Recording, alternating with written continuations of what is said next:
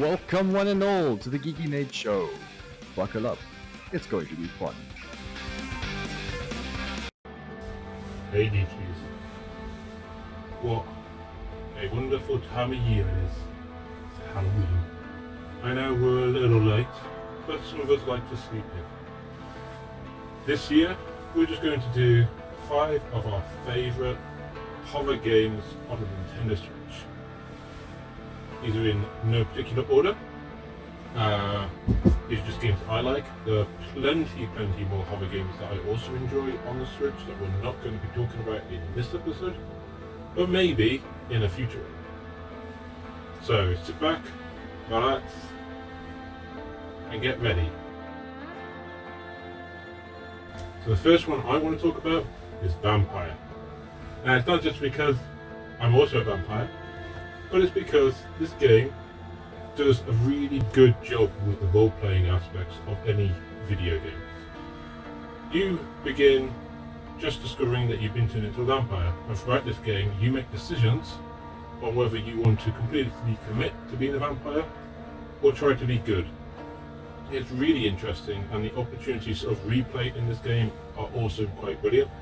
This will be appearing in a Geeky N8 live stream soon enough, so keep your eyes out for this game. The fourth entry in our list is Dark Souls.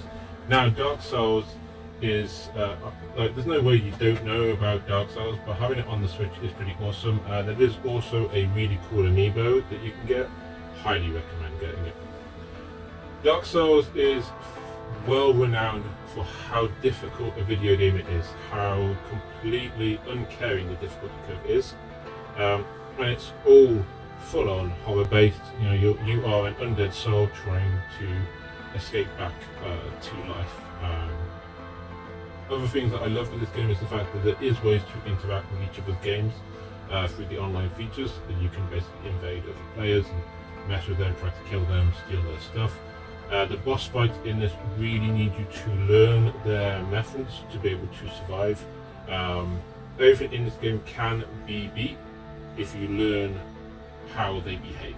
And that's pretty much all there is to it. Great game, well worth owning on the Switch.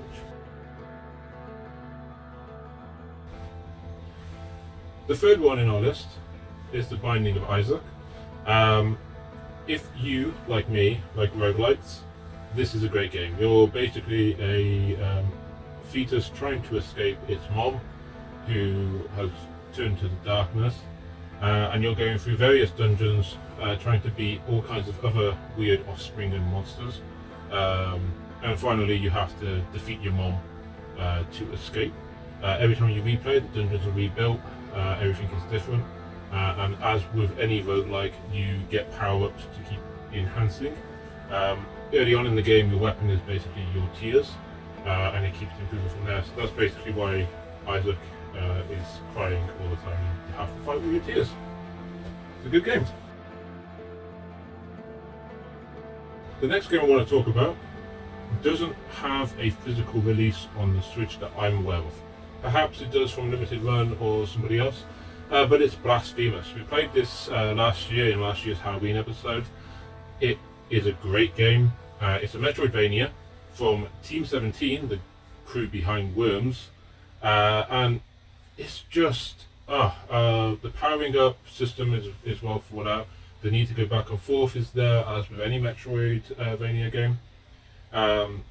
There are certainly some more adult themes, so just for anybody who has kids and was thinking about these games for their kids, there is nude pixel characters, all kinds of other gore. I highly say that this is definitely more for your elder teenager and adults than anything else. The whole theme as well is very religious in tone, although it is making a very cool statement about the Gothic religious stages of history. I fully love the game. Definitely a great one to buy, and it's another one that's going to be coming to our stream at some point in 2021. So just before we get to our last game in the 5, there's a couple of things that I just want to quickly mention, honourable wise. So that's the Resident Evil series. All what is it? It's 0, 1, 4, 5, 6, Revelations 1 and 2 are all on the Switch. I love Resident Evil. Resident Evil is one of my favourite game series, alongside Silent Hill.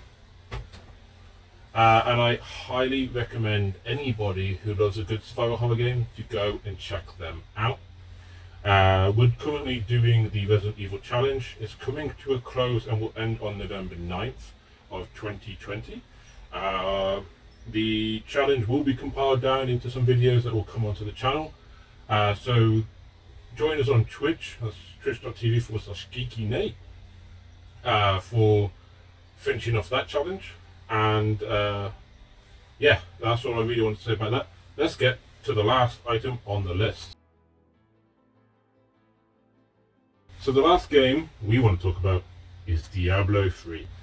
The Diablo series is a game I grew up with as a kid. Diablo 1 was an amazing point-and-click adventure, as was Diablo 2. The combat systems, the difficulty curves, the abilities and upgrades, just absolute brilliant time. Diablo 3 keeps that pattern and gives you so much more. And on the Switch, we get the Ganondorf costume. Who does not want to have the Ganondorf costume? And even if you don't want to have the Ganondorf costume, you do get the Cuckoo as a familiar. So again, it's pretty awesome. I love those two facts. That's why I got it on the Switch. Also, I play a lot more, or used to play a lot more on the go. Obviously, COVID has kept me indoors a lot more, so TV play has happened a lot more this year. But yes, Diablo is a series that is something close to me, and so this have to be in this year's 5 horror games for the Nintendo Switch.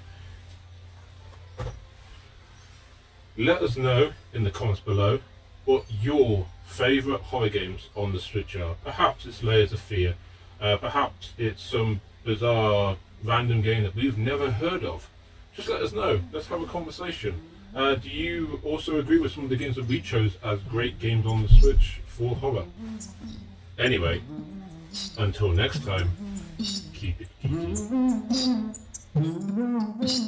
Keep it geeky.